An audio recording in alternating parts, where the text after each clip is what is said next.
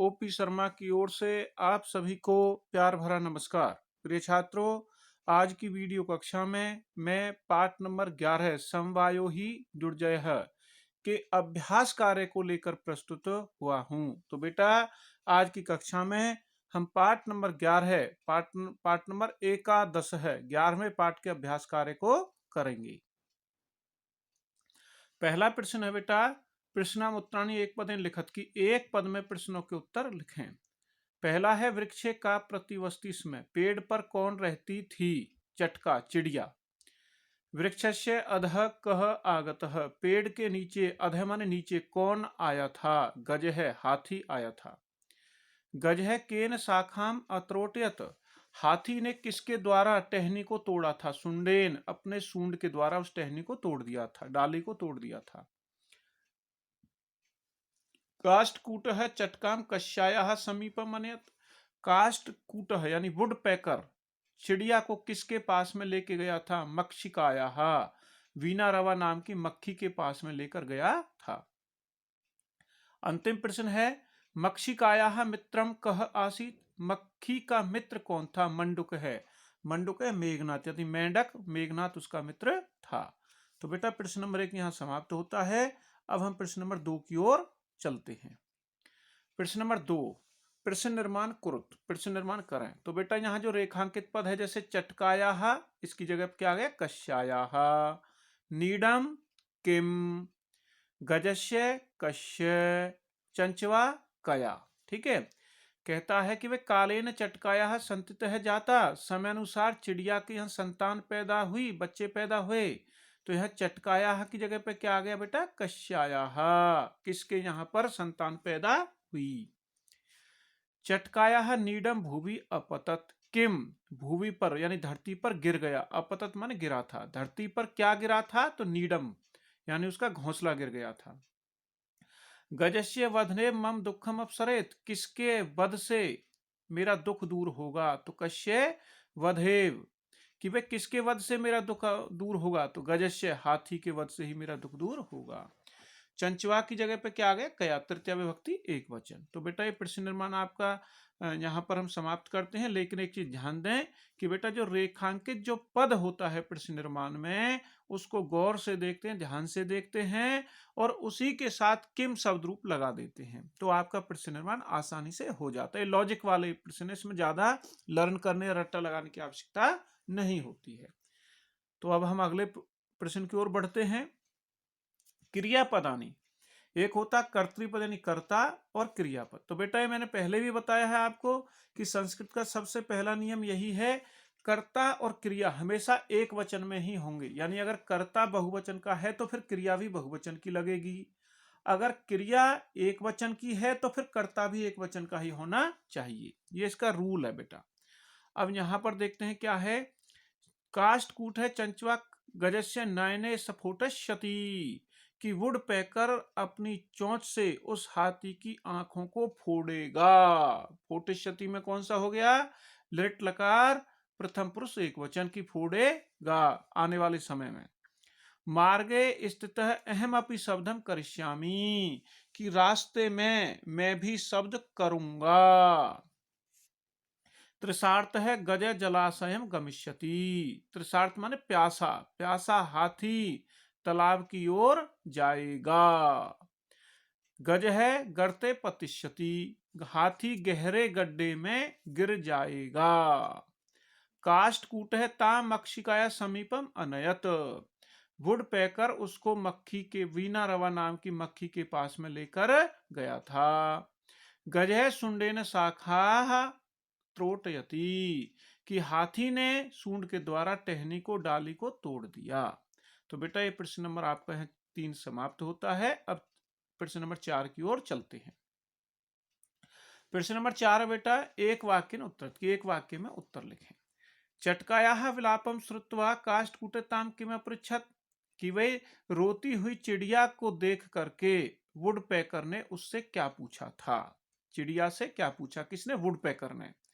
चटकायाः विलापम श्रुत्वा काष्ठकूटताम दुखेन अपृच्छत, रोती हुई चिड़िया को देख करके वुडपेकर ने उसके बड़े दुखी होकर के पूछा, हे भद्रे किमर्थम विलपसी, हे कल्याणी, भद्रे माने कल्याणी, हे कल्याणी तुम क्यों विलाप कर रही हो, क्यों रो रही हो। तो इसका आंसर सिर्फ इतना ही है, भद्रे किमर्थम विलपसी।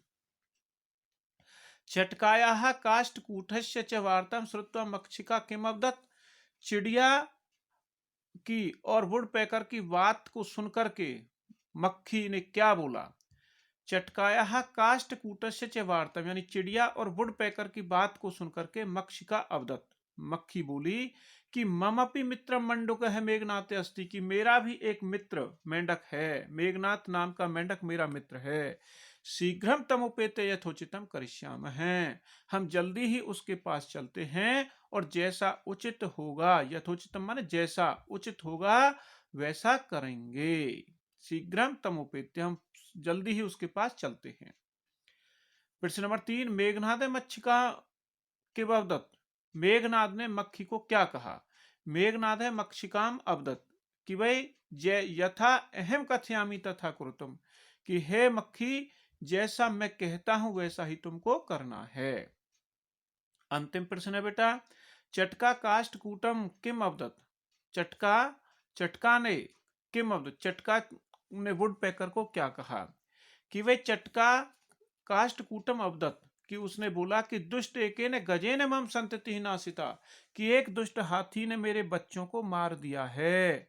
गजेन गज के द्वारा, दुष्ट एके दुष्ट हाथी के द्वारा, ममन मेरी, संतति मेरे बच्चों को, संतान को मारा है। नाश्ता माने मार देना, नष्ट किया है।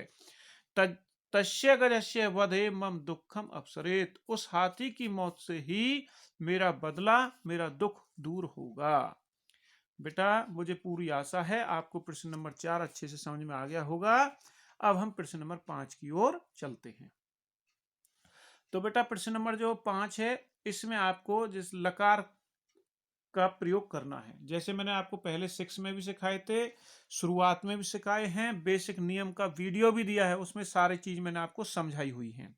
इसमें क्या है कि आपको लिट लकार का प्रयोग करना है। लिट लकार में कौन सा होता है, फ्यूचर टेंस, फ्यूचर टेंस का प्रयोग करना। जैसे पतिष्यति, पठिष्यत है, पठिष्यन्ति, तो अब यहां पर है पतिष्यति, यानी पत धातु, पत माने गिरना, पतिष्यति, पतिष्यत है, पतिष्यन्ति। अब है मारना, मरिष्यति, मरिष्यत है, मरिष्यन्ति। गमिष्यसि, गमिष्यत है, गमिष्यत, यानी कि इसमें उत्तम पुरुष है, सॉरी मध्यम पुरुष, इसमें कौन सा है, मध्यम पुरुष। धाविष्यसि, धाविष्यत है, धाविष्यत। क्रीडिष्यसि, क्रीडिष्यत है, क्रीडिष्यत, यानी कि जैसे बताया था ना, त्वम युवाम यूयम, सी थह थ। तो ये बेटा उत्तम पुरुष, यानी पहले प्रथम पुरुष, मध्यम पुरुष। अब उत्तम पुरुष की ओर चलते हैं। लेखिष्यामि, लेखिष्यावः, लेखिष्यामः। हसिष्यामि, हसिष्यावः, हसिष्यामः। दृक्षामि, दृक्षावः, दृक्षामः। ये दृक्षामि में बेटा दृश्य धातु, दृश्य धातु है। कौन सी है, दृश्य, दृश्य माने देखना, दृक्षामि माने देखेंगे, देखूंगा, दृक्षावः हम दो देखेंगे, दृक्षामः माने हम सब देखेंगे। तो बेटा अब हम अगला जो प्रश्न है आपका सम जोड़ करके, जैसे यहां पर क्या है कि एक होता है भूतकाल, एक होता है भूतकाल, भूतकाल किसको कहते हैं, लंग लकार को। और यहां पर क्या है, स्मय लगाने से वर्तमान काल की क्रिया में यदि स्मय लगा देते हैं तो वह भी भूतकाल क्रिया बन जाती है। ये सूत्र है स्मय, स्मय लगने से वर्तमान काल की क्रिया भूतकाल की बन जाती है। जैसे अवसत, अवसत माने रहता था, तो वस्ती स्मय माने रहता था, ठीक है ना। स्मय लगाना है, सारा हो जाएगा। किसकी पहले लट लकार लगाना है, फिर स्मय लगाने से भूतकालिक क्रिया बन जाती है। अपठत, तो पठती स्मय, पठती में लट लकार प्रथम पुरुष एक वचन है, तो वहां पर क्या है, लंग लकार प्रथम पुरुष एक वचन है। त्रोटयत, अत्रोटयत, त्रोटयति स्मय। अपतत, पतति स्मय। अपृच्छत, पृच्छति स्मय। अवदत, वदति स्मय। अनयत, नयति स्मय। ये है आपका, ये बेटा यहाँ पर ये प्रश्न आपका समाप्त होता है। अब 7वें प्रश्न और अंतिम प्रश्न पर हम चलते हैं। तो जो 7वां प्रश्न है बेटा आपका, उसमें क्या है, कोष्टकात् उचितम पदम चित्वा रिक्त स्थानानि पूरयत। देखो मैंने पहले भी बताया है आपको कि यदि कर्ता एक वचन का है तो क्रिया भी एक वचन की होगी, ठीक है ना, ये याद रखना है। अब जैसे बालिका मधुरम गायती, तो वहां पर है एकम एका एकह। बेटा जो काउंटिंग होती है 1 से 4 तक, वो तीनों लिंगों में चलती हैं, स्त्रीलिंग पुल्लिंग और नपुंसकलिंग में, याद रखें। तो फिर यहाँ पर जो काउंटिंग लिखी जाएगी ना, वो लिंग के अनुसार ही लिखी जाएगी, ठीक है ना। तो जैसे बालिका, तो बालिका में क्या है, बालिका में है लड़की प्रथम पुरुष एक वचन, तो एका, यानी एक वचन है तो काउंटिंग भी एक वचन की एका।